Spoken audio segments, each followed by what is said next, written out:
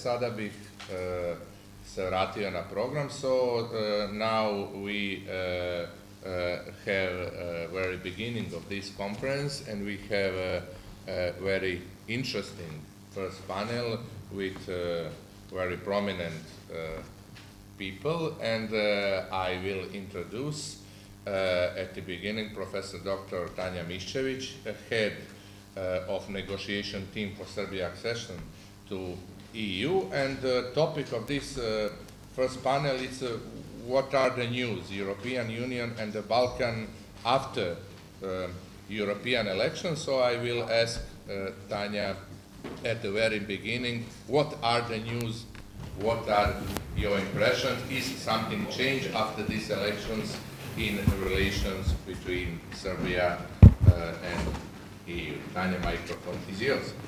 Thank you very much, Neven and Goran, for inviting me to participate here. I see that in double capacity, my participation. So not only as a head of negotiating team, somebody who is practically dealing with the issues of what is going to happen now after the elections for the European Parliament, but also somebody who is following the European integration for a very long period of time. And it is my pleasure and privilege to be here today with dear colleagues, pioneers of the research of the European Union here in Serbia, but also those who are pioneers in protecting the interest and seeing in the best political interest of the European Union and its member states, members of the parliament and participants in the political life of other countries. I could not agree more. EU is a very vivid animal, if I may call it like this. It's extremely interesting topic for the research, but extremely difficult for working with. And at the same time, extremely able to find out the best possible solution or the solution in very difficult times. EU is in very difficult times, not for the first time, but I think that we can agree that the concentration, the number of different types of crises that the EU is facing with has never been so big as it is nowadays.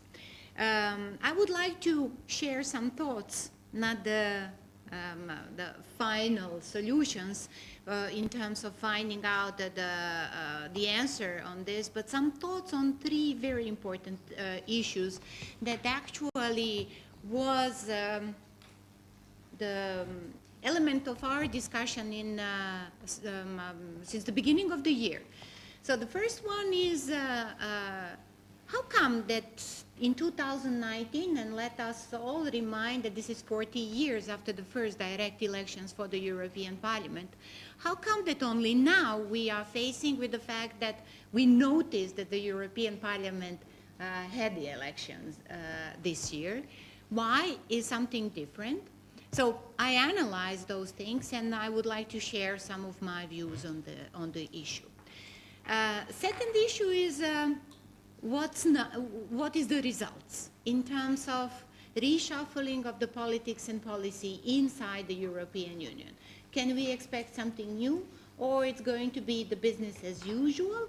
I hardly think it's going to be business as usual, and that is the most important thing for my third part of the discussion, and that is not only the influence on the Serbia or Western Balkans, but the enlargement policy or the influence on policy creation in the European Union, which is the topic that we still are going to think in the years to come for sure.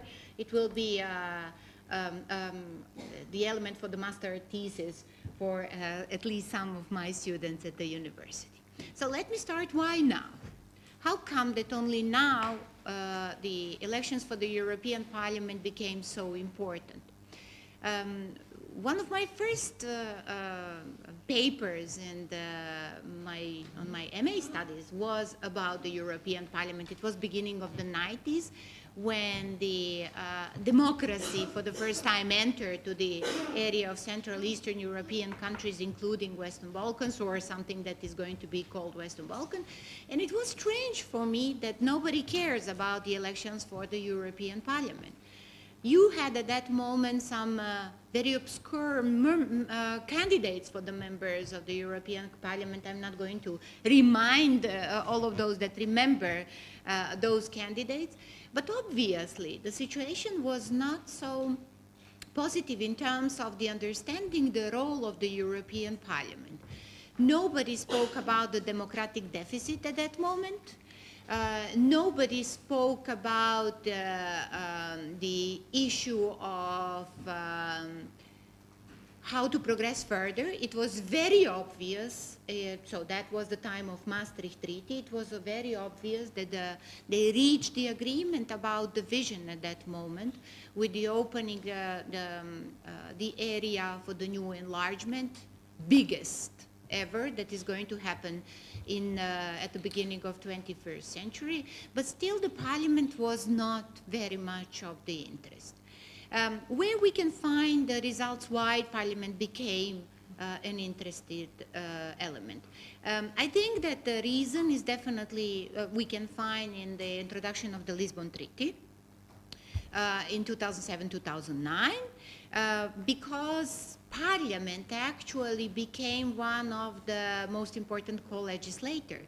So the majority procedure now in the European Union, lawyers know much better, is of course the co-decision procedure, and that means heavy involvement of the European Parliament. So Parliament is becoming the agenda and the policy setting, which is extremely important shift within the role of the European Parliament. Second important thing I also find in the changes of the electoral models or the procedures actually in 2018. Let me remind you, 1976, the Electoral Act has been introduced for the first time on the European level. We all know here there are no electoral or general rules for the European Union, all European member states, but some elements of the procedures are common for the European elections. And some of those areas has been shifted in 2018, introducing much stricter element of the discipline in the during those elections. Then, of course, we should have in mind that it is extremely important to notice the shift in terms of the discussion between the role of the national politics and the European politics. So actually national is becoming much more important. National politics is becoming much more important. Although the results of the elections for the European Parliament differs from the elections in the national countries, and that is extremely important. According to some analysis, people tend to vote a little bit more if I may use the word radical, more to the extremes during the European elections, while during the national elections they will be much more party-oriented and policy-oriented than during the European elections. And that is also an extremely important thing to have in mind, that in the research of the European, of the international organizations, and the European Union is specific international organization, whatever specific it might be, image also plays extremely important role. So the image of the parliamentarians at the European level also have the repercussion at the national level. So what is the bottom line of all of those analysis and all of those elements? That actually the reason why the elections for the European Parliament became so important is because of the greater importance of the European Parliament nowadays. For the enlargement policy, just to note several issues. So the European Parliament is the one that endorsed the resolution on each and every of the candidate country. The biggest and the most important committee within the Parliament is AFET, the one that is also dealing with the Southeastern Europe and the Western Balkans.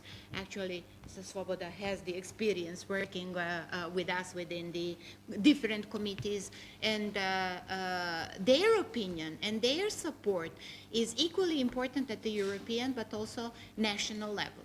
And how come that the national level is becoming so important? Because we now have a strong proof that the EU consists of the national states. And that is the most important conclusion why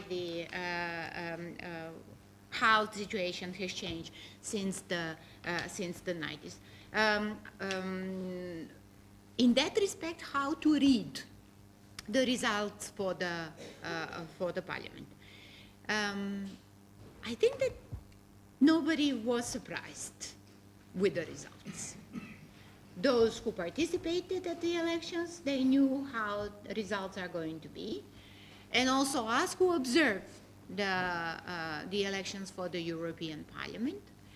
I might say that I expected a little bit more from your political coalition, from the Party of European Socialists, Social Democrats.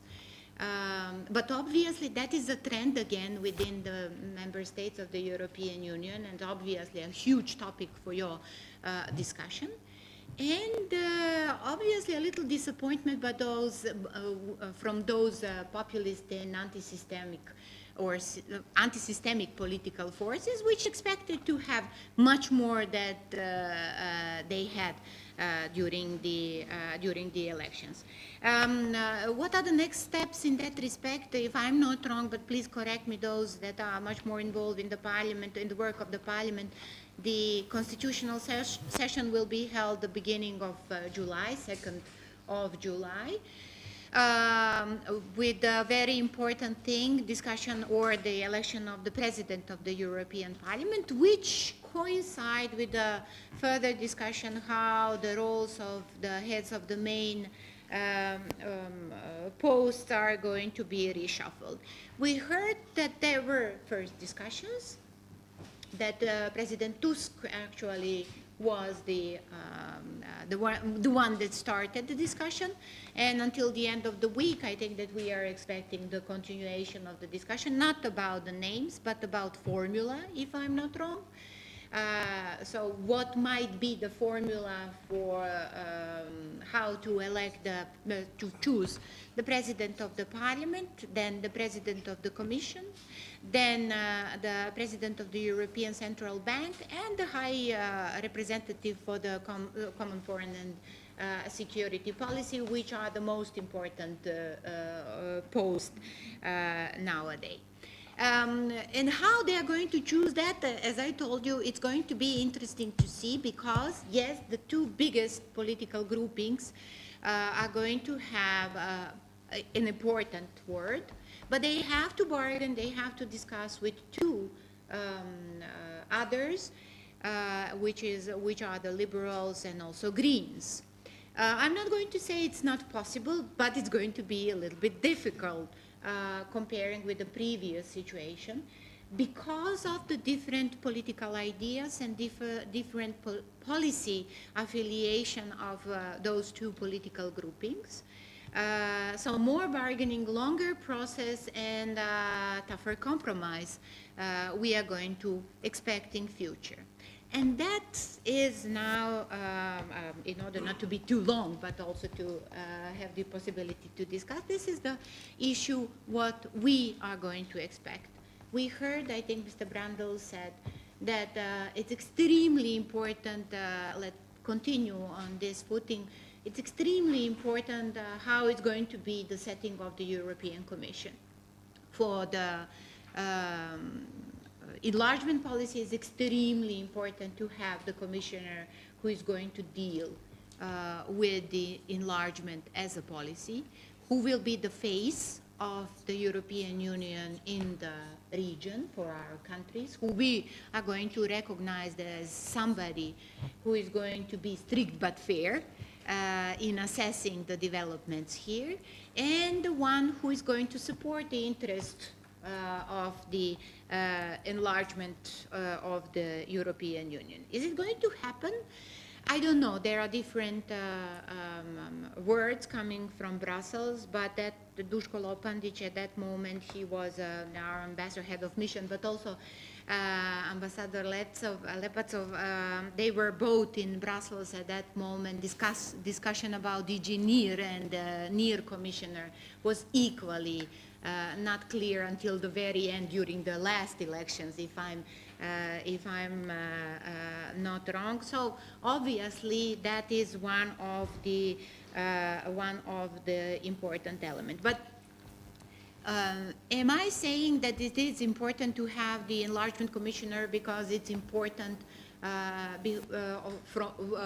have the title of the enlargement? No, because I strongly believe that one of the main topics for the future institutions of the European Union, both European Parliament, but also Commission, Council, and the European Council as the political super body, is going to be to finally find out what is the vision for the European Union. What are the steps for the further reforms? Are they going to be enshrined in the new changes of the primary law of the European Union, and how the policies are going to progress in terms of sorting out some of the most important things. In that respect, enlargement policy is one of the valid European policies, and it should be treated as not as part of the problem, but part of the solution. Let me remind you, the Western Balkans, as I usually like to say, is the enclave in the institutional setting or network of the European Union. But far from there that we are not part of Europe. We are strategically, as Neven would say, interested in what is going on there.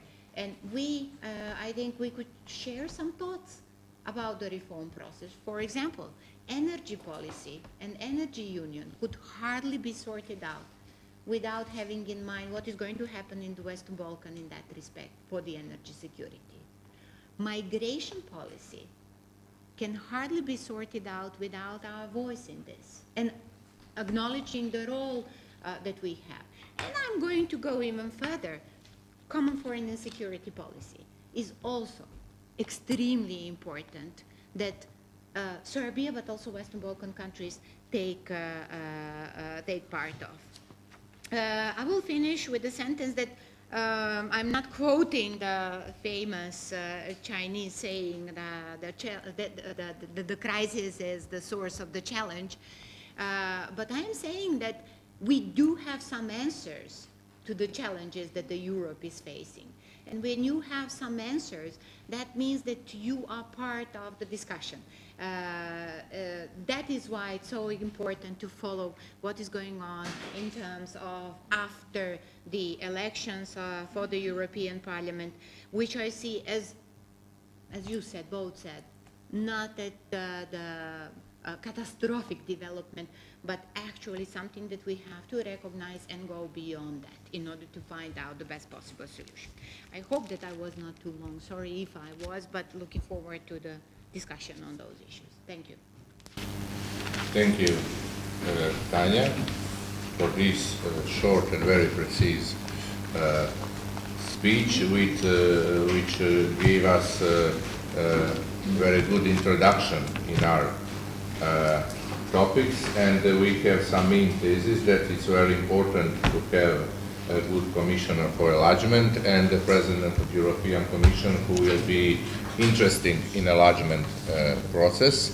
So we will see in the future some personal solutions. And now I want to give a word and a microphone to Mr. Hannes Svoboda, to men who maybe know what will happen or can predict or have some maybe informations for us who could be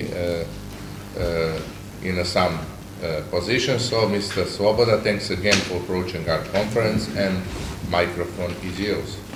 Thank you very much. Thank you very much for the invitation. Just to your remark, I studied economics, and we had a professor who always cited another professor, a famous one, who said the best forecast is the ex post forecast, so the after forecast. So we have to wait.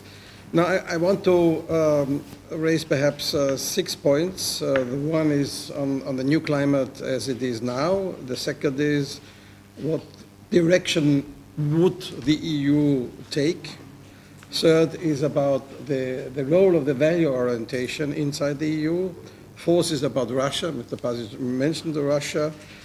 Fifth is the regional conflicts, and sixth, some ideas along the line, but even going further than my predecessor just spoke. On the new climate, I think, yes, we have a new climate in the European Parliament. The center has been weakened. And by the way, I would not say right wing and left wing, I would say center right and center left, because the real right wing and the real left wing are different. And in some way in some way, of course, and maybe it is more affecting the center right, because they have more competition from the right wing, and the left has less competition from the left wing. The danger is not only to have these parties stronger, but the effect of these parties they could have on the center parties, in being afraid of being, the voters taken away from them by the extreme forces. And I think this is the problem we saw also in the last months already, or last years already, and that can be stronger.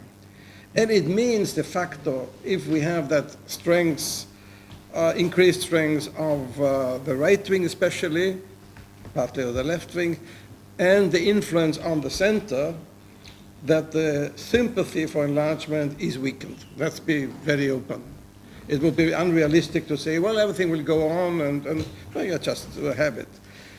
Maybe this institutional effects you just mentioned about having maybe not a commission and so on, these institutional effects may also weaken further the situation, but I think in general it will be weakened. And we have the debate, and all the Swiss ambassador is here, that even in Switzerland about the conclusion of the agreement. There is not any dynamics in the question of having new relations, or especially enlargement here. Second, what direction will the European Union go? I think looking to the results of the election and the strengthening of these more or less nationalistic forces, there is some tendency at least to go into a more looser federation instead of going getting stronger and stronger. This was the idea of the whole constitutional debate and the Lisbon Treaty, and there was this really debate about the ever growing intensity or intensification of European cooperation. And we have now a situation that will maybe go in a different way. What is also interesting that most, not all, but most of the right wing, the real right wing or extreme parties who were against European Union now have a slightly different concept. They want to transform the European Union because they see, especially after Brexit was helpful in that respect, that most of the people who are fighting for another exit would say, please, it's so complicated, so difficult, so chaotic, of course, presented especially by the British Parliament and the British politics, that this is not the issue. But we want a different kind of European Union, which is a more loose federation. Now, if you go for a more loose federation, then my question is, what is the purpose of having a European Union? Then we can have the Council of Europe a bit strengthened, or another just international organization, a sub-organization of the United Nations or whatever. So the purpose would get lost. Maybe theoretically it could mean that countries of the region could join more easily because it's a loose federation, but on the other hand, joining doesn't make much sense because the federation does not make much sense. So I think that that is a tendency. Of course, I still think that center the center of the parliament majority will stick to at least preserve the main elements of your union as it is. But of course, what we have also to mention is we have to wait also for the Commission in the sense who will be the commissioners anyway. Because some of the governments, think about the Italian government, the commissioner will be of a different personality and orientation. Hungary, that we got a commissioner who was, let's say, a more moderate Orbanite. Poland will be a different line, maybe even the Czech Republic, I don't know. But we will have not only a different climate in the parliament, but also could be a different climate in the commission because of new governments on the national level sending commissioners. And of course it depends also on the commission president. If is a strong personality or a weak one, how these things will go. Now, coming back to the third point, which is the value orientation, which is in combination with that. We have seen that the European Union in the past has been normally very strict on the values and the implementation of the values, freedom of justice, freedom of media, and others. I think, to be very open, I think we can discuss very openly, the Commission has been very weak on these issues in the Balkans, including Serbia, including Macedonia, if you look to the former government. But we have seen now some developments, positive developments, even in Hungary, even in Poland, even in Romania, when the Commission rightly said there are some elements which are not acceptable according to the European standards. Some people want more activities, but of course the European Union has limited, and the Commission has limited power, and we need the European Court to decide on it. But I think for the Europe, at least I have in mind, value orientation is a big issue, and it's maybe, and you are right, I had difficulty even to convince the European, my own group that Croatia should join, because I was also rapporteur for Croatia, because there were some, not only some Slovene members who were different, had a different opinion, but some other people about the values and the fight against corruption and these kind of issues. But I think this will be the real question: will the value orientation of European Union sustain? Fourth point is on Russia. I think Mr. Pasic mentioned already Russia. Russia is in many elements and became even more the elephant in the room. Some of the parties now in the European Parliament, especially from Italy, especially also the French, have a quite close relationship to Russia and have strong orientation even on Russia, which is not unknown in countries like Serbia. But Russia, I could say, Mr. Putin, has no interest to have a successful European Union. One should be very clear about that. Because there's a very, I think, there is a contradiction of saying, my heart is in Russia, but I want to join the European Union, because Russia does not want a successor European Union, Putin at least. I am of those in the European Union who has a pragmatic relation to Russia. I want to have good relations with Russia, but there are many who have a very negative one, and there are some who have a very positive one. Let's say this is also will be a conflict which will be even stronger in the European Parliament. Even when I was years ago rapporteur for Russia, and I promoted some sort of a strategic partnership, or at least the aim of a strategic partnership, there were clear divisions in the European Parliament between those who would support it, but those who were fiercely against it. And I think those who are against it are even stronger. So it would be interesting, but it's not here to discuss in detail, what those who are very friendly to Russia say to Mr. Putin, when Putin at the same time has not an interest of success of European Union, but they want to bring the country inside European Union. I think this is a conflict which has to be discussed openly in the region, also in the European Union as a whole. It's not only affecting, of course, the region. Last but one point is, of course, the regional conflicts. Yes, I deplore very much that the European Union has no strong, even in the past, no strong willingness to promote the issue of enlargement.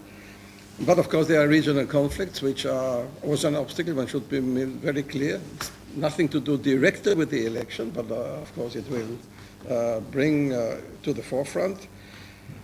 Some of the conflicts could be solved or have been solved, more or less, between Croatia and Slovenia, but especially now with Macedonia or Northern Macedonia.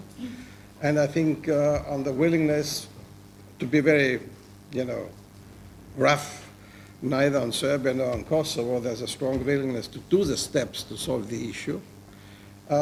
Maybe that some of the right-wing parties are more friendly now to Serbia on this issue, but overall, I don't think that European Union and the Parliament will be happy about non-solution of the issue. There will be some pressure, we will see what comes, I think, on the 1st of July, if there's coming some meeting, but I think this issue is still here and cannot be denied, and unfortunately, it's not possible to say there is only one to blame. Then it would perhaps be easier, but there are, I think, two sides which are not coming together. Now, coming to the last point. I think you mentioned different issues, the energy union, migration issue, security, I could add, and many others. When I look to the situation, even with a very, very optimistic vision of having new members in 2025, which is very optimistic, I must openly say, it is, according to my opinion, it will be a disaster not to do steps in the direction of bringing the countries of the region closer to the European Union. Why do we have an energy union, but we don't have a union about migration, security in the softer sense, not NATO, on security cooperation? Many of in our Western or Central European countries fear integration of the Western Balkans could enhance some insecurity issues. Why isn't there a regular institutionalized cooperation like with the energy union, perhaps even more on security issue, including the question of migration, not that migration as such is an insecurity, but it's also an element which could be. Also on foreign policy, why is there not a stronger cooperation on foreign and security policy, including all the foreign ministers of the countries concerned? And not that the decision can be taken by outside the European Union, but the preparation has to be done. The coordination has to be done.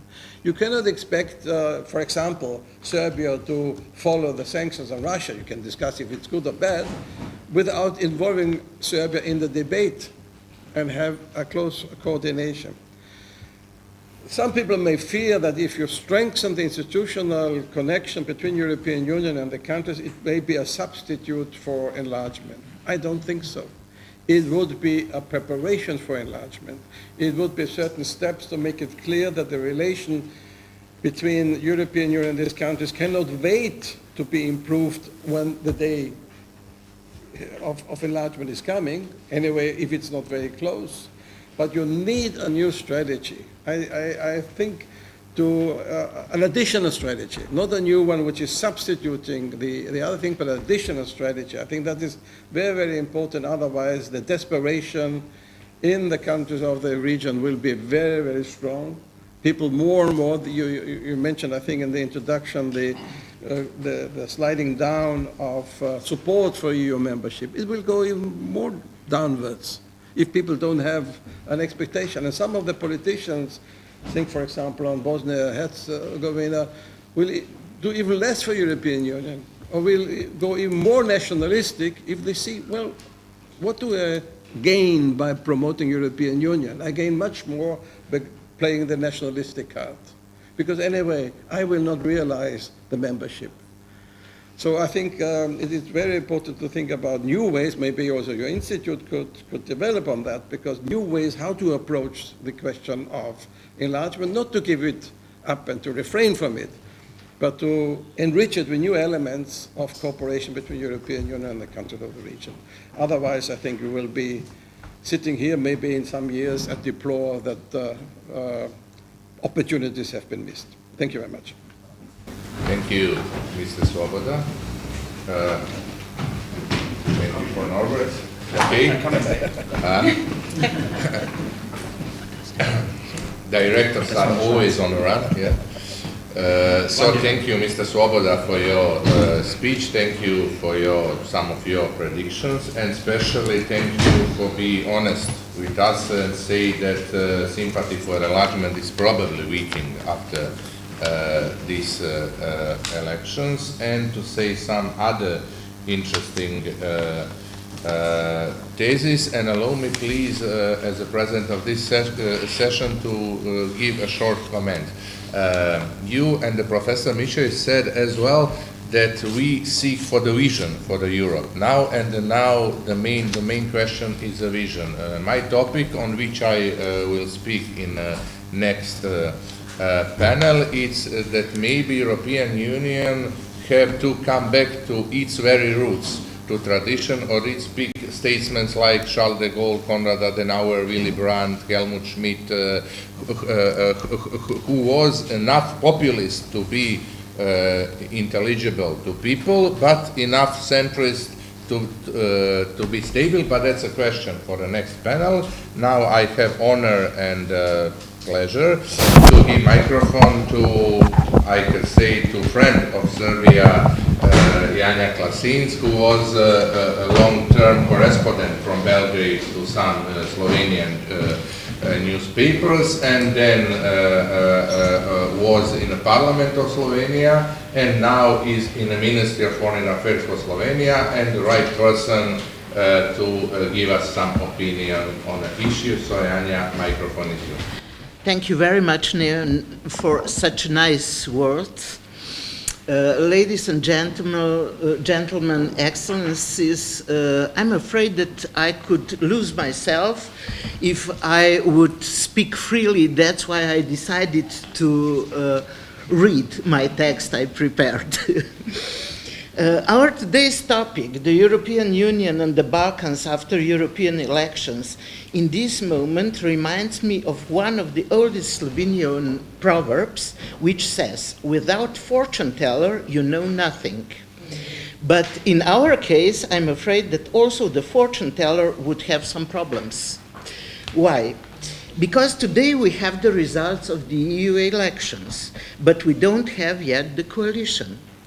That is why we also do not know who will be the president of the European Commission, who will be the president of the Parliament or of the European Council, who and from which country will become the new High Representative of the Union for Foreign Affairs and Security Policy, and so on and so on. When we'll get the answers to these questions, our diagnosis to future position of the Western Balkans will be much clearer, I think.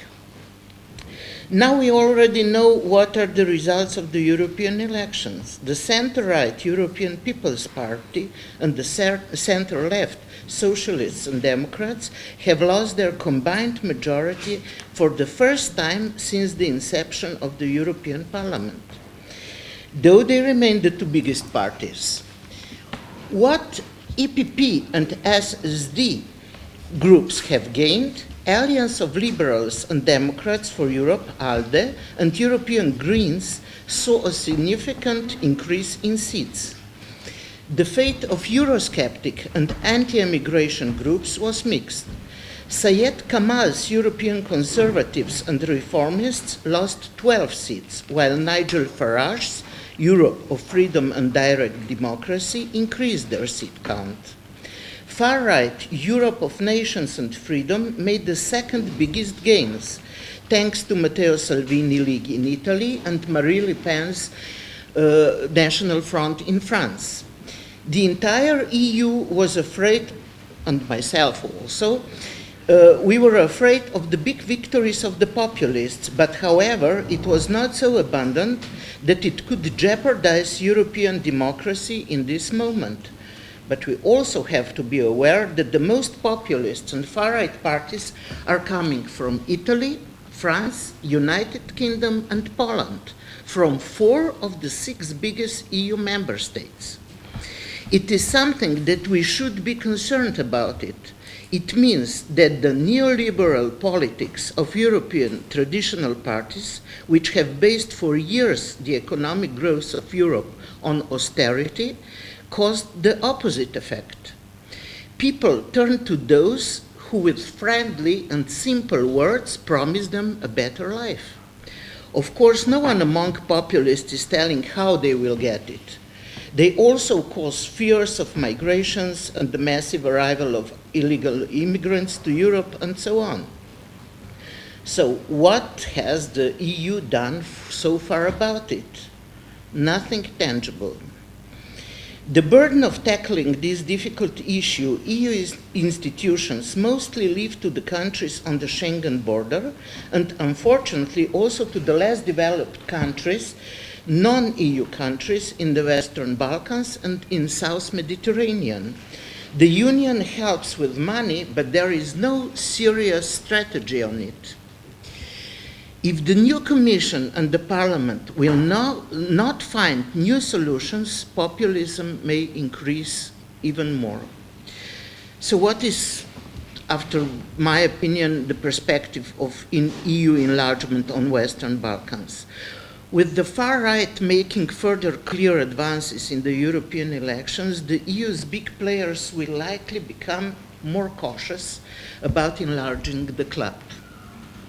Unfortunately, it seems that the election results will change little in terms of the EU perspective of Western Balkan aspirant members.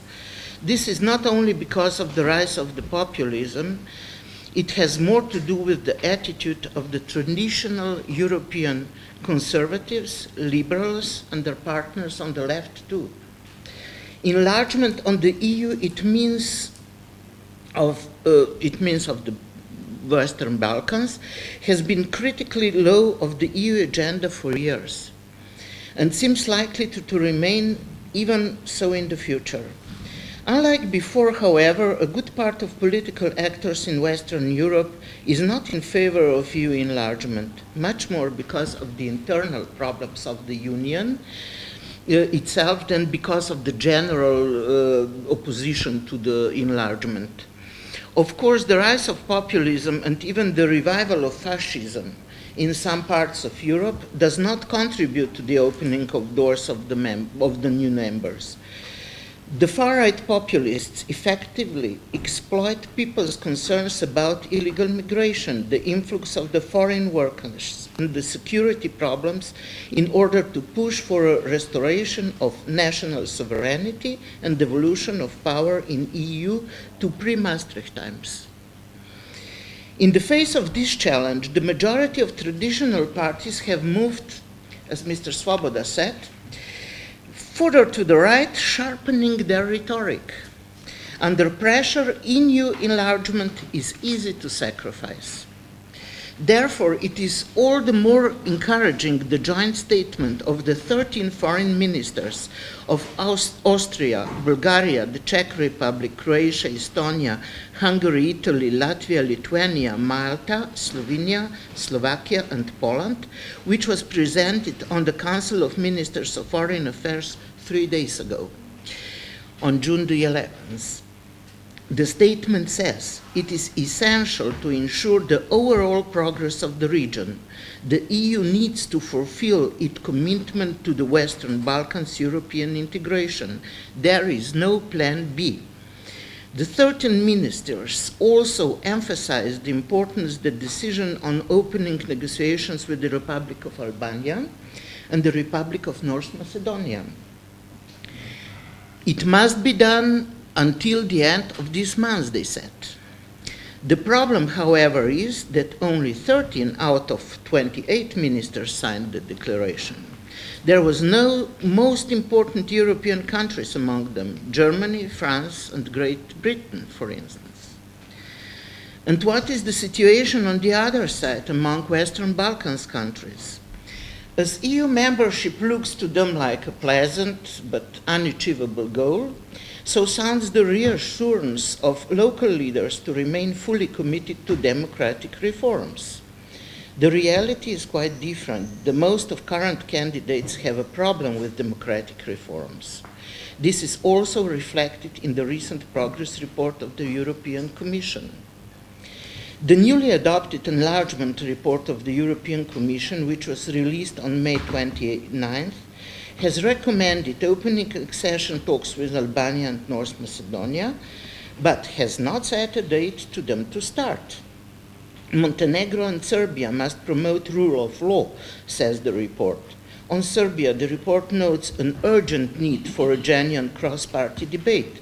It also notes the ongoing weekly anti-government protests that started in Belgrade in December last year, demanding the freedom of the media and free and fair elections. On the issue of EU-led Belgrade-Pristina dialogue, the report said that both Serbia and Kosovo need to work more on re-establishing conducive environment for the conclusion of a legally binding agreement, as well as avoid provoking each other. Khan said that Kosovo's progress effort was overshadowed by the tariffs it had imposed on import from Serbia and Bosnia, which must be revoked, he stressed. The Commission also stressed out that Kosovo's judicial system and success in the fight against corruption is at early stage. The Commission also adopted an opinion on Bosnia and Herzegovina EU membership application. It notes that the formation of new governing institutions remains blocked, saying this will be one of the key factors informing the Commission's next decisions on Bosnia. In my opinion, the problem of Bosnia and Herzegovina is primarily that the Dayton Agreement, which has created a very complicated administrative structure, is clearly outdated. The EU should focus more on helping Bosnia and Herzegovina to achieve a more modern and less complicated state organization. At this point, we are confronted with the history of the Western Balkans misunderstanding by Western Europe. The mere perception of old recipes for democratization and faster development, which are normally well applied on Western and Central European countries, are not necessarily applicable to all the others.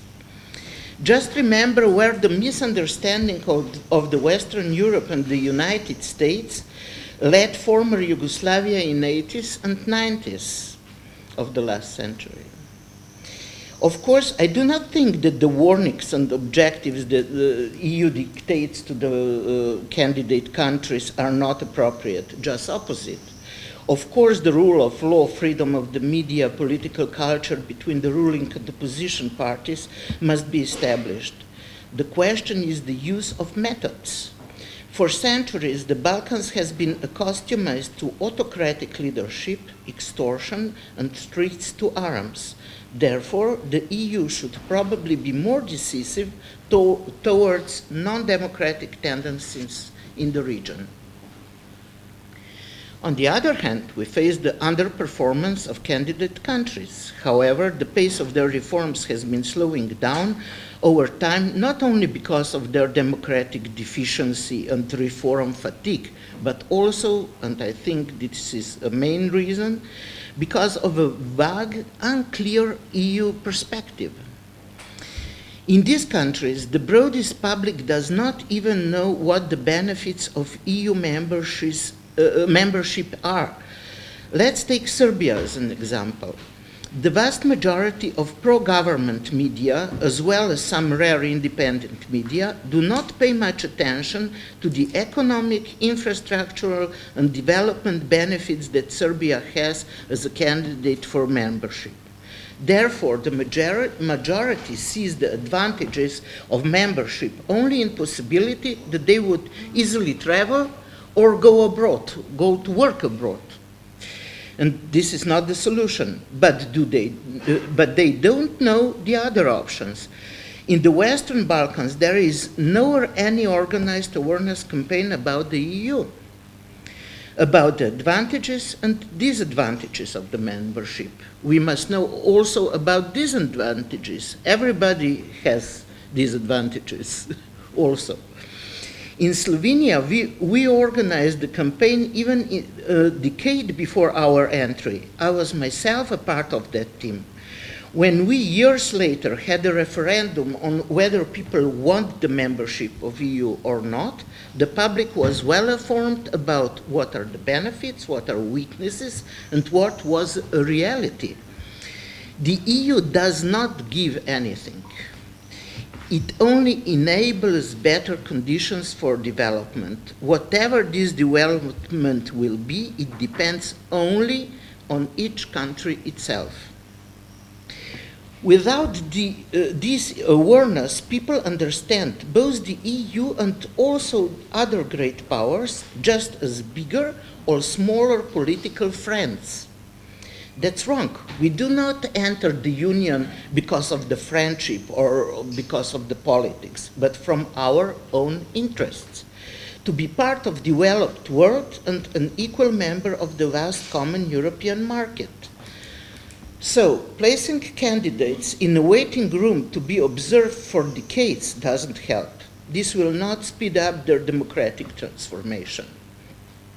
The EU seems unaware of the risks of holding the Balkans outside its club.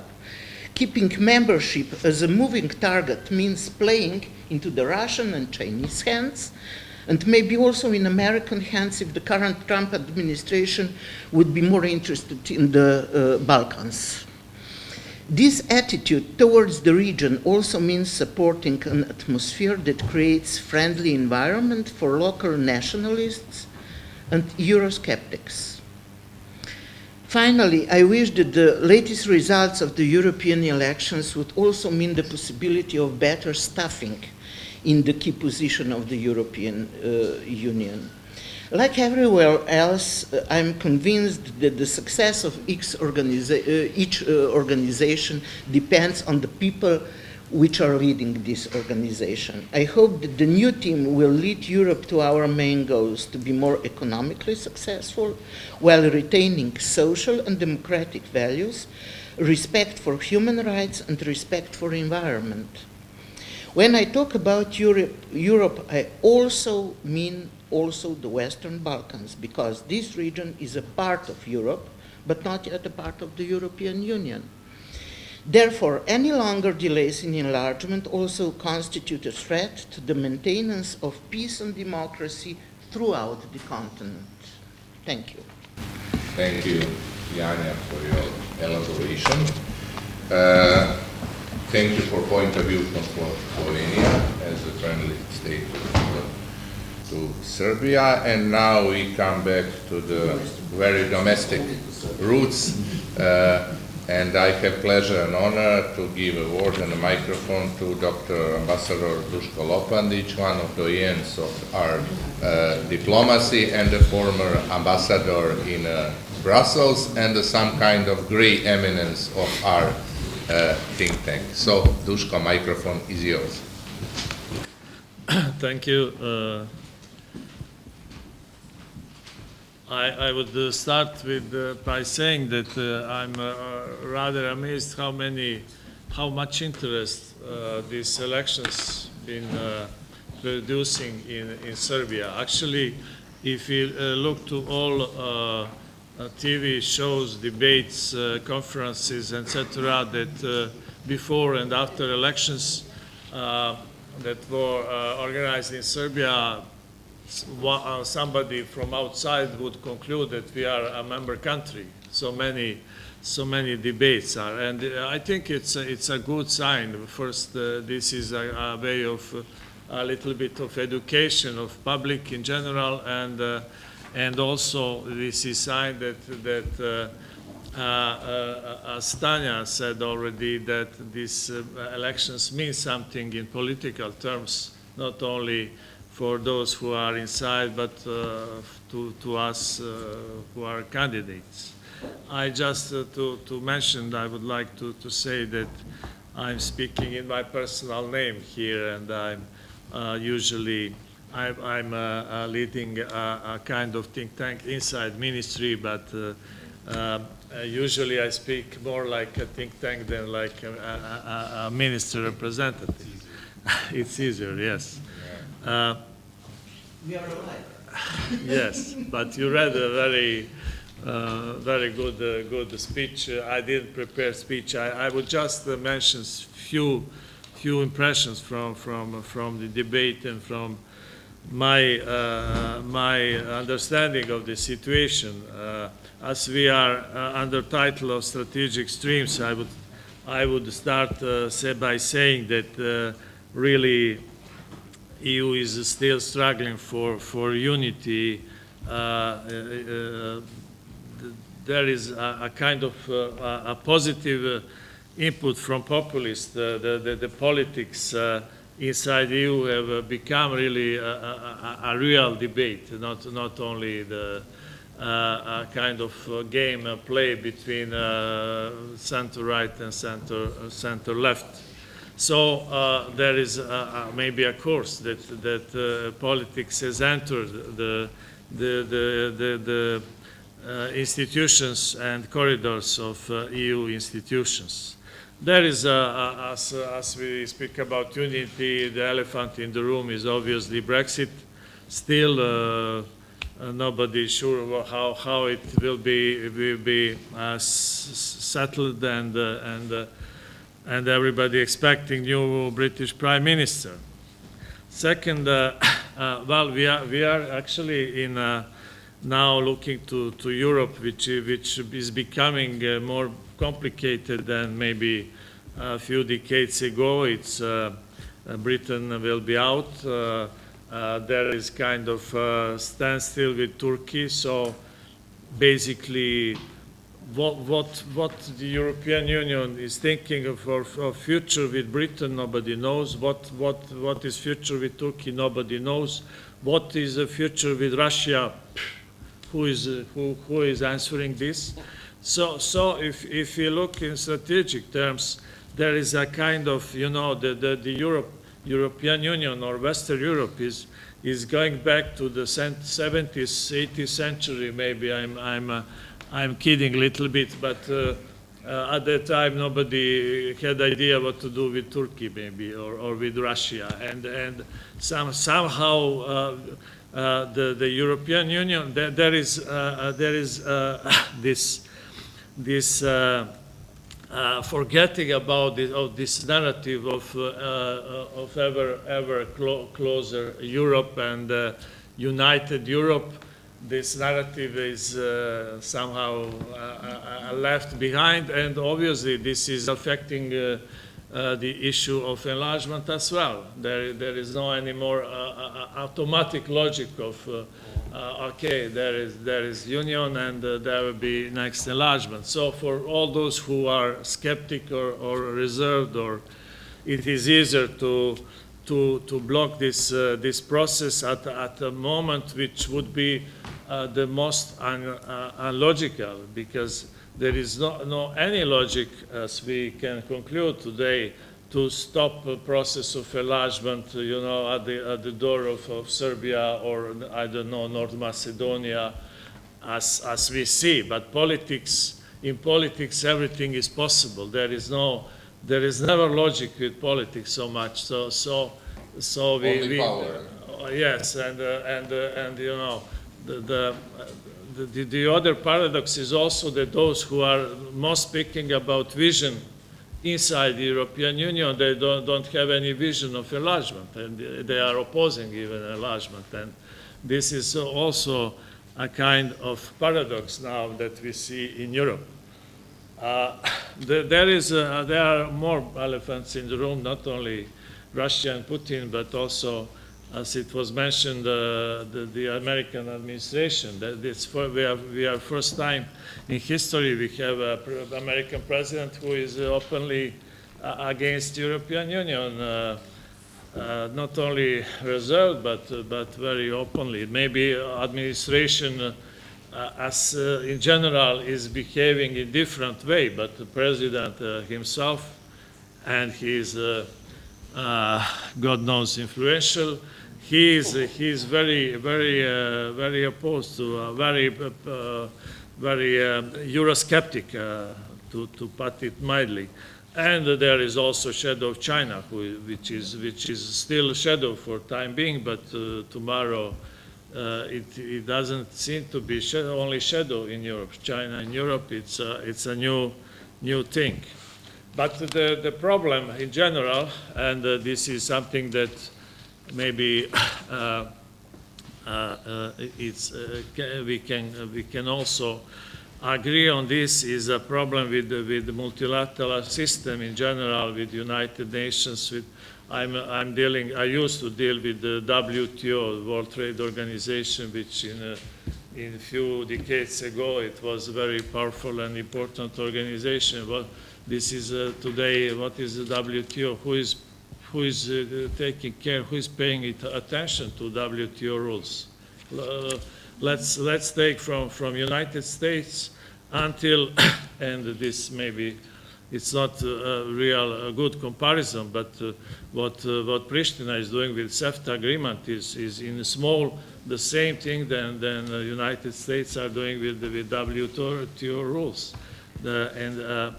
CEFTA agreement was also child of European Union, especially of European Commission.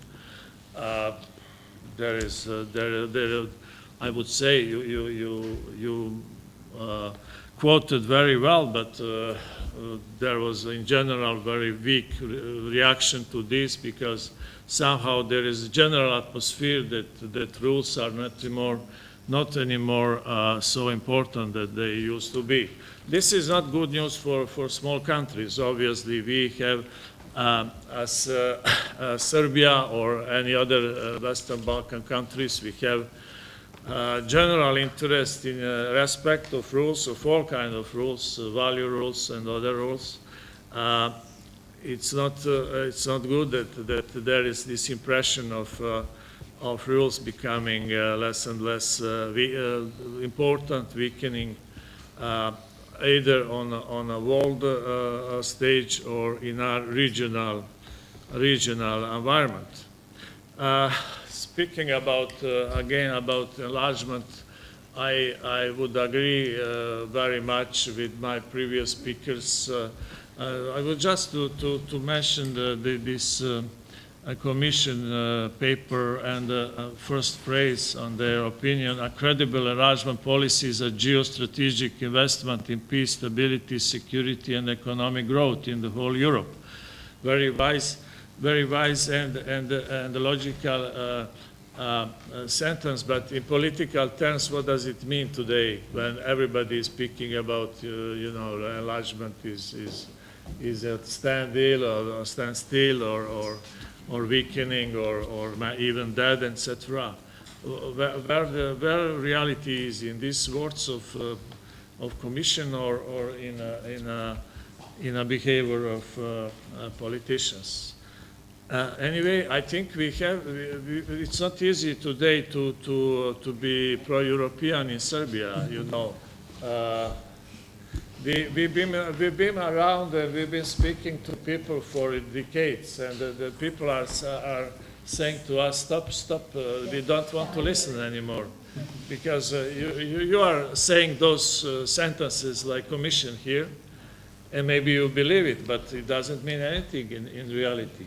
And that's the problem, really, for all of us today in Serbia or in the Western Balkans. But still, I think we should go back to the, as it is said in Commission language, to fundamentals first, and speak about, I think, economy and demography, two things that are important in our region as well. I think that the most important issue is that this process of accession negotiations would allow to some kind of convergence, long-term convergence, or improving of economic situation in our region.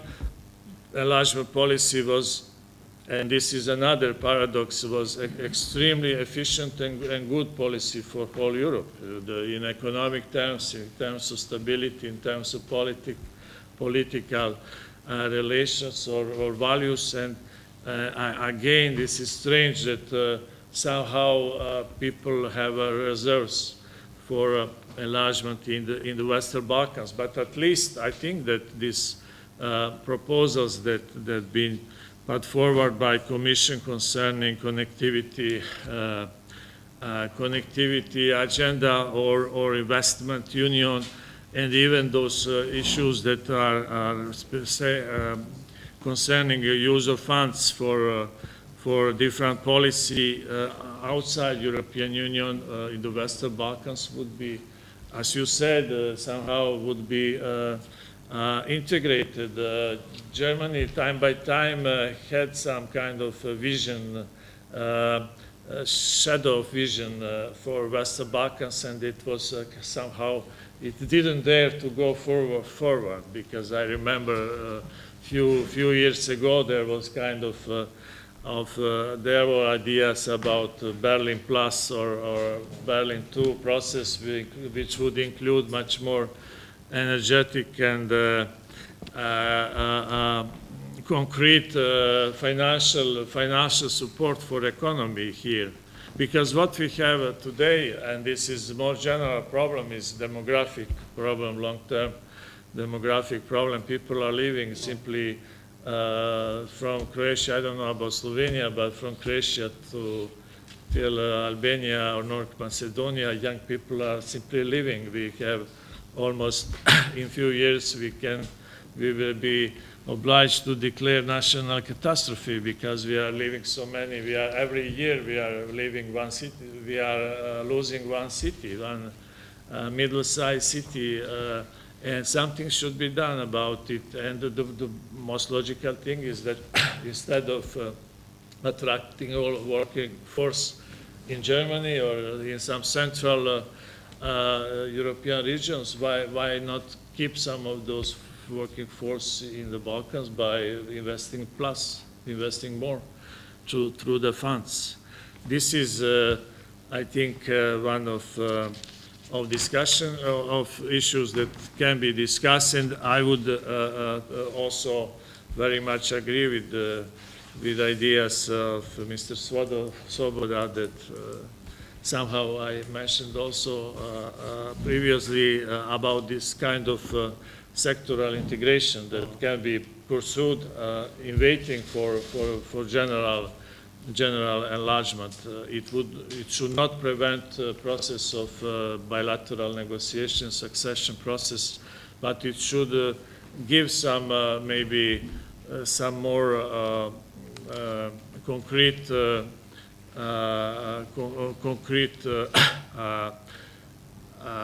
vision to those who are behind, to those countries like Bosnia or countries that are not able to catch up so fast, but that should be included in general to some kind of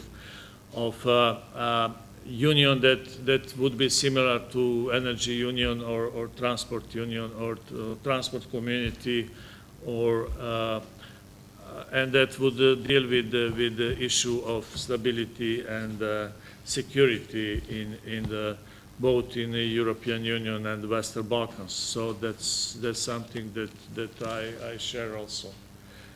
So thank you for attention. Thank you, Ambassador Lopandic, for your elaboration, which highlights some problems in relations between Balkans and European Union. Now we will go to neighborhood, to very close neighborhood. We have Ambassador Dr. Andrej Lepavcov, who will inform us, or maybe some perspective from Macedonian view on such things. So Ambassador Lepavcov, microphone is yours. Thank you, Mr. Chairman.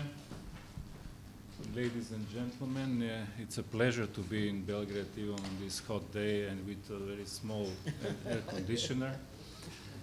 But nevertheless, for me at least, it's a great pleasure to be in this unique city, as I was not coming so often during my career in Belgrade. But so I hope this will change. You're welcome. Thank you. Well, the topic of enlargement became visible again in the recent years, and but still there are so many questions and concerns that we need to think how this process should be accelerated and should continue. And in these times of constant crisis and lack of real leadership in the European Union, it's good to go back some years behind and to think about the serious challenges which the European Union had in the past. And I would start here with the Greek debt crisis, with the little bit forgotten Ukraine civil war and this frozen conflict which became, the migrant crisis, Brexit, the rise of the EU, anti-EU political movements, then the continued Russian meddling, American turn to themselves, and the shaken Euro-Atlantic ties, East and West divide inside the European Union itself, as it was the case with this letter which Janja have just informed us.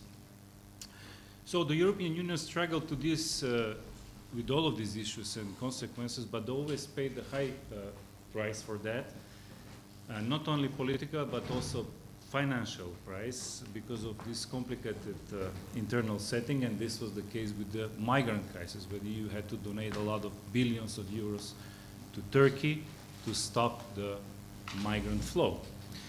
But now many can calm down, and as the Eurosceptics did not win the EU elections, despite the pretty exact polling that we had and which showed that this won't happen. And but it showed that now the situation that there is a need for extending the coalition which have run the Europe in the past 5 years. And but this will finish when we finally elect the president of the Commission and all the candidates for commissioner pass the hearings in the European Parliament. But the uncertainty will stay, and as in every new and enlarged coalition has more chances to run more complicated. When you get more partners inside, it's becoming more complicated. This is visible even at the beginning, that we still don't know is this Spitzencandidate, let's say, informal rule will stay over the election of the president of the Commission. And this kind of situation especially influenced the process in which we have the biggest interest, and this is the enlargement. At the moment, we have an outgoing Commission, which is trying to convince some member states that the enlargement should continue, despite these ongoing issues like Brexit and migration. And in case of Macedonia, it's unlikely that it will receive the famous start of the date of the negotiations these days, despite the name change and all the noodles that we had to swallow in the past years, and mildly, I would say, this tormenting and exhausting political crisis that we have lived since 2015. So it's still unclear generally, will EU finally use more of its transformation power for the Western Balkans regions. One thing that marked these years, it was the Berlin process, and it's still some kind of a tool of transformation, which have reached its end of its 5-year cycle. And the process was a positive, I could say, which dynamized the regional cooperation. We announced and formed a couple of new regional initiatives like RIKE law, like the Transport Secretariat, which is supposed to start here in Belgrade, or it's already started, I don't know. And partially increased, I would say again, partially increased the level of confidence of the Western leaders towards the leaders coming from the Western Balkans. So being fully aware of the connectivity gaps in the Western Balkan region, a connectivity agenda was created to renew the focus on investment to fulfill these infrastructural gaps in the region. And the aim is that the energy and the transportation network of the Western Balkans to be timely plugged in, so they fit in times when we will have to join the European Union, and that is very good. The money flow of 1 billion euro for this process supposed to be a seed money. That's how I was told by one of the commissioners, which I was not very convinced of that. So it's the seed money. So the country could proceed with investment cycles in transport and in energy infrastructure. So if we compare this money of 1 billion euro for 6 countries in 5 years with the money which was given to Turkey to stop and to feed all those 3 or 4 million migrants there, it's a big difference. Or if we go even further on, just to give an example, that the China-Pakistan economic corridor, which they have agreed on, it is about $65 billion. So imagine what kind of amounts of money some countries are exchanging and doing among them, and what is the amount of money which EU and the Western Balkans are, in a way, giving to each and exchanging between each other. So the Berlin process brought attention and support for the situation of the Western Balkans, but the real situation didn't change much on the ground. It's good to have in mind that the Berlin process is just an intergovernmental platform with no institution, no structural budget, and have shown the limited capacity to change the Western Balkan societies. Some infrastructure was improved, but politically the main issues among the Western Balkan countries stayed and did not improve much. As the new commission is expected to be formed in autumn, there is no new proactive approach for the 6 countries in the Western Balkans with stronger and more innovative commitment, even in some form, some kind maybe a new reshaped Berlin process. So practically we don't know how this will continue. Basically, EU did not secure enough financial funds and resources to make a real impact and neutralize the devastating years of transitions and communist rule in our countries.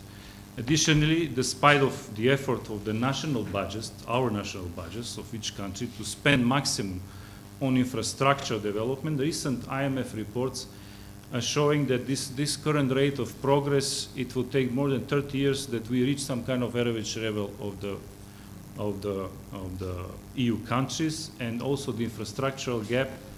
We note the same report that we are at the moment of the 50% of the EU average.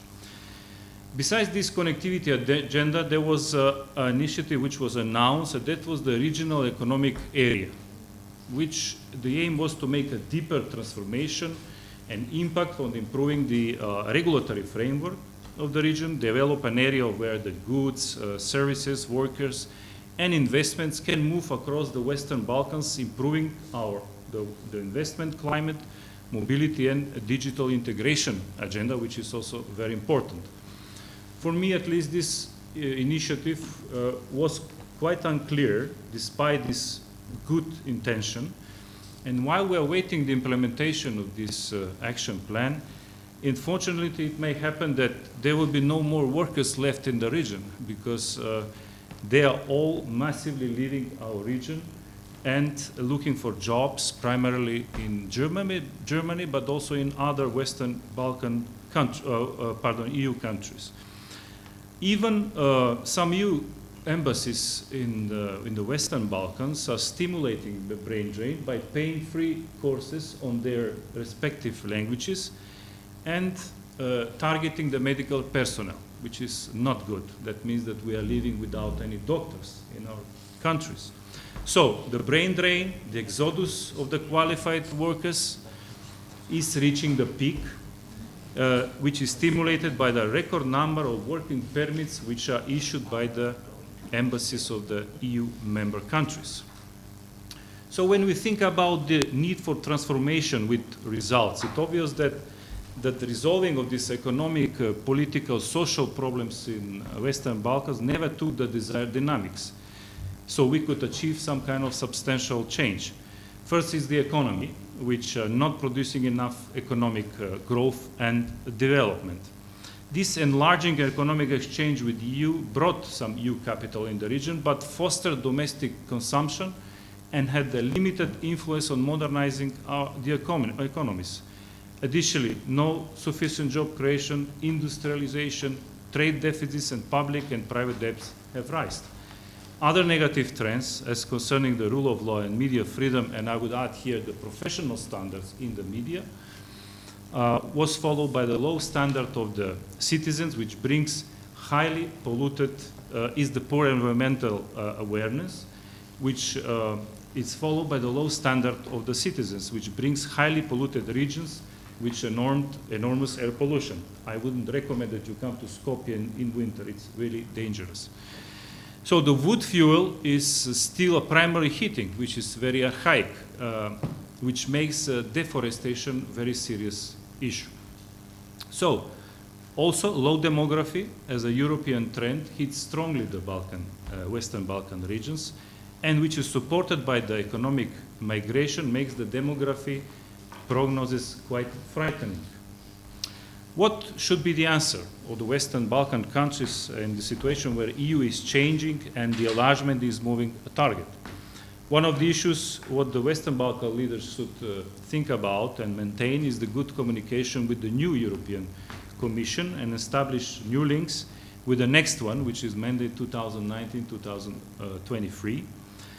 The momentum of awareness for the need of integration of the Western Balkans needs to be maintained.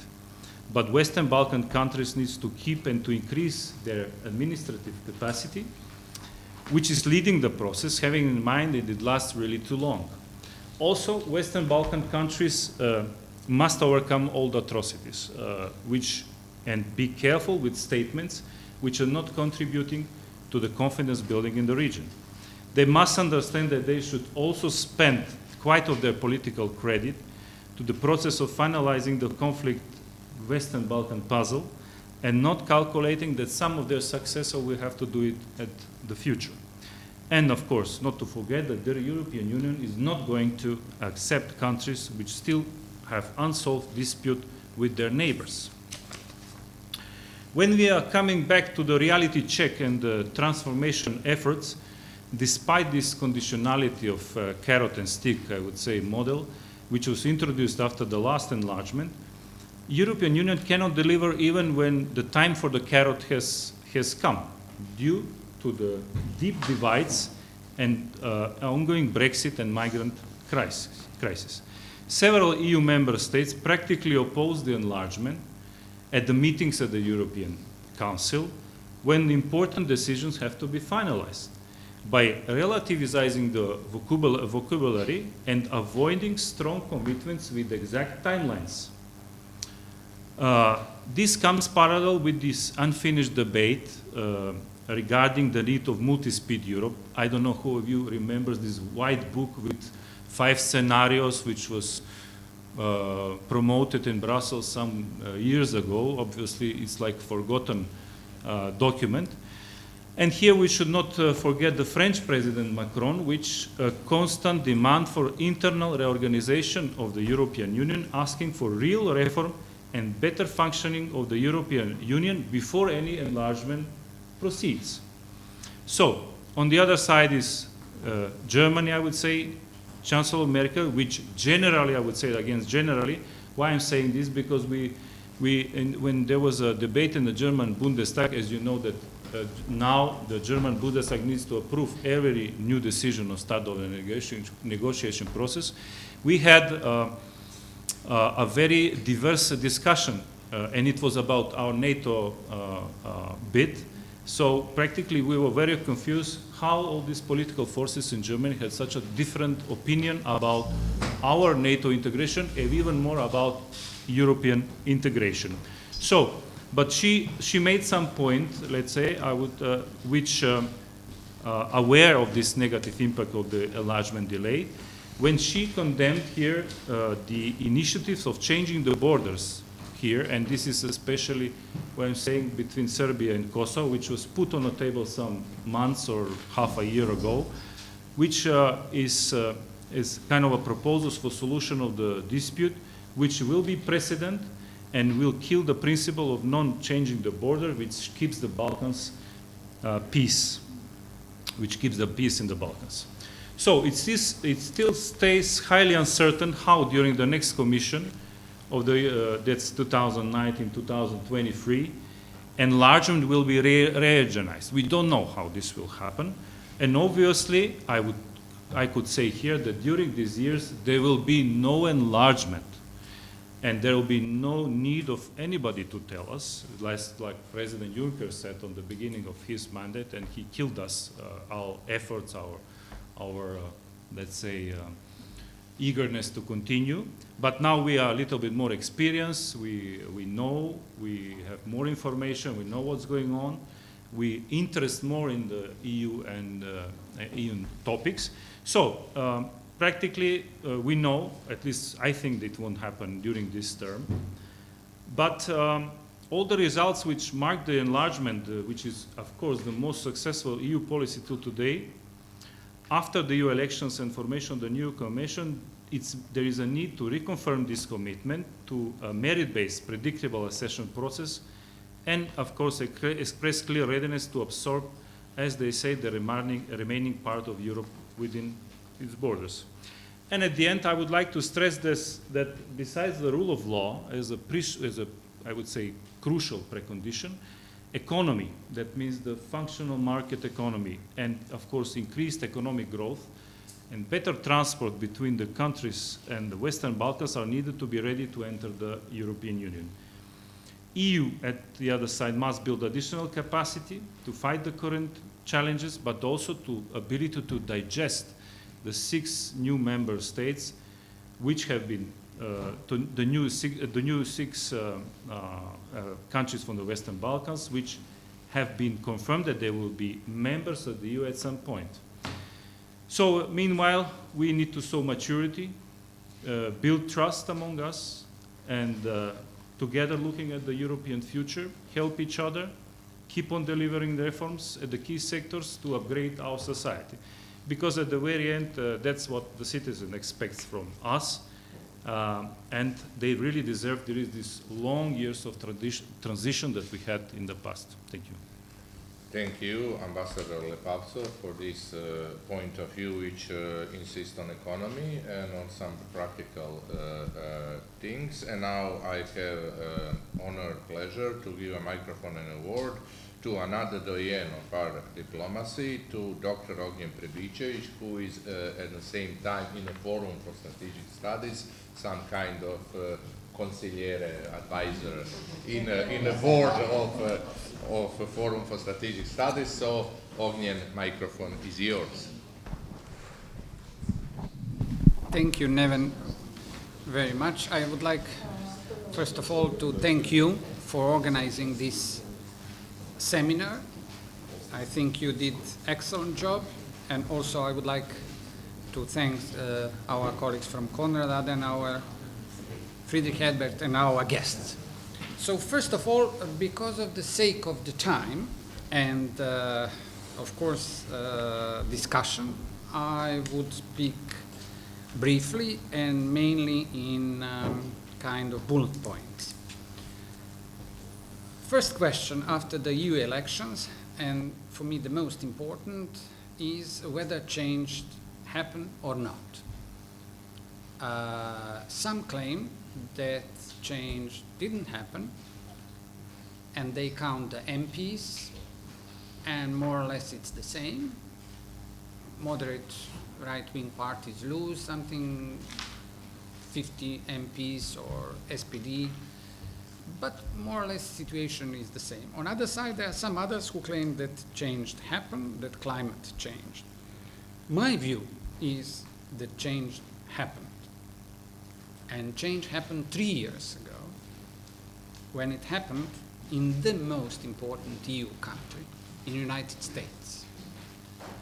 No matter that United States is not formally member of EU, but since the very beginning of this EU integration process, US was the most important country, most influential, and the country which has enormous influence on any process in EU. Secondly, change happened in another very important country. I won't say second, because it is not, but among 3 top others in United Kingdom. It happens while I was ambassador there, and I witnessed this process, and it's really radical. So altogether, this change created a new atmosphere, new climate, new framework, completely different from the last 50, 60, 70 years. Of course, in the elections also we have some interesting results, not only in Italy, but in France as well. I do expect, and it happens, that in Germany there are no substantial changes. Second question is, why did it happen? Why change happened? First of all, because of the politics of greed. This politics of Thatcherism and Reaganism in last 50 years did a lot of good things to us. You know, these mobiles, computers, all these electronics, basically is created after she and he created a new environment which put so much credit onto the skillful people, clever people, but what to do with others who are not so skillful, not so wise, you know?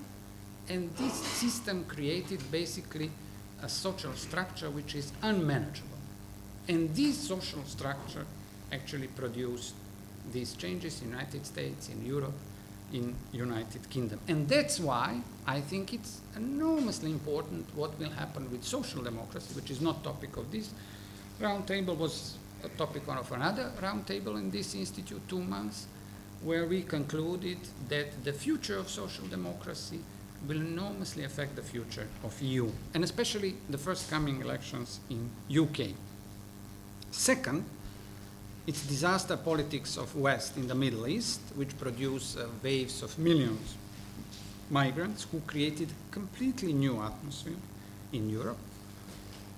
Third, it's total collapse of previous political elite, visible so much in the United States, and I saw it in Britain. It was amazing how former political elite completely collapsed.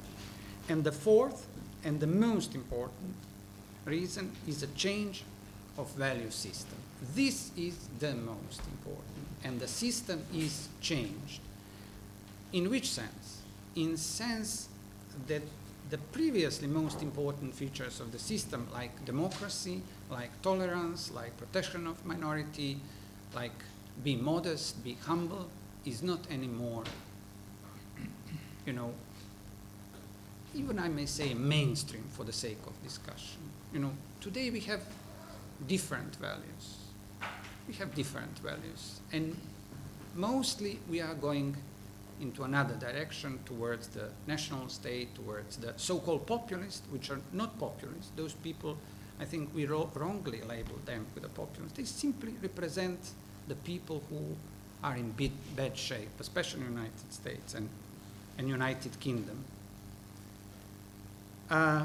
Is this change visible on the first glance? No, it is not visible, and it will take time before, especially intellectuals, understood that change happened. And in the United States, I think it is so visible that it happened, and in spite of everything, you know, still there are a lot of people who think that the things will come back to the old good times. Recently, a very good friend of mine, Daniel Sever, whom I know 25 years, even more, 35 years, from the Johns Hopkins University, he said, now there is some wrongdoing by President Trump, but he will go and things will go back. No, they will never go back, never go back. There will be no back to the old good times.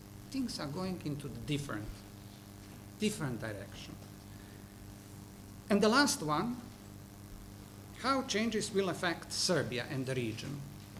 The answer is very much. First of all, we are not anymore the topic, and less people are even thinking about region and Serbia. Again, quite contrary to the situation when we were overthrowing Milosevic, and when we were sure that we will call the chief of cabinet of any minister of the foreign affairs of the key countries, United States, Britain, will pick up the phone and answer the phone. Today it's totally different. And I can tell you how, through my experience from Germany, when I served as ambassador 2004, 2008, and now in London almost 10 years later, things are slowly and steadily changed and going into direction that less and less people, influential people, are interested. Why? Because they have their own problems. They have own problems, and this is very bad news. Through the experience of Serbia, I can tell that we will not be able to do our reforms without help countries like Germany, like UK, like United States. Look at how many billions they simply donated to Serbia. It's more than 2 billions, you know. The problem is that they, which is ridiculous, marketing and PR is so bad that they were not able to promote this through in Serbia. So people think that some other countries donated and they didn't donate almost anything. So these countries are preoccupied with their own problems. So Serbia will not, and region will not be anymore in the focus, and it is even now visible. And you know, with all these processes in the EU and last elections, look at the interview of Le Pen to Serbian newspaper, in which she said that she will not support enlargement of Serbia because she does not support this process at all. And as one of colleagues said, these parties, which I would not like to call populist, even if they are not in power, as you said, these parties will have a strong influence on the parties which is in power, because they will be afraid to do something, because then they will lose voters. I noticed this in UK on many occasions, sadly, when Serbia is concerned and our process of integrations. So, to conclude, EU is in bad shape. The climate is slowly and steadily changed. But on the other side, and one more important thing, EU is not so attractive as it was for us. And that's, I think, Duško said, it is true, it is true. It is not anymore. And even more, I'm meeting young people who said, we don't care, we don't care. At the end, I would like to conclude with this, in spite of everything, I think that we have to continue to fight to become the member of EU because of one small reason. Because EU is the best reconciliation institution or whatever in the history, you know, and it produced peace in Europe, first time after many ages of conflict between especially France and Germany. And what we still need in the region is peace and reconciliation in the region. That's why EU is very important, and that's why in spite of everything, we have to be very, very committed to our EU processes, no matter what will happen. I think nobody can predict what will happen. Thank you. Thank you, Ognjen, for your elaboration. Thank you for this approach for color some big picture of global happenings, and that's approach of Forum for Strategic Studies. Thank you for being just on time. Now we have a coffee break and information for journalists. Informacija za novinare je da sad mogu da dobiju izjave od koga žele, gde im odgovara, da li ćete tu ili ćete ispred sale, budete slobodni da učesnike konferencije zamolite za izjave.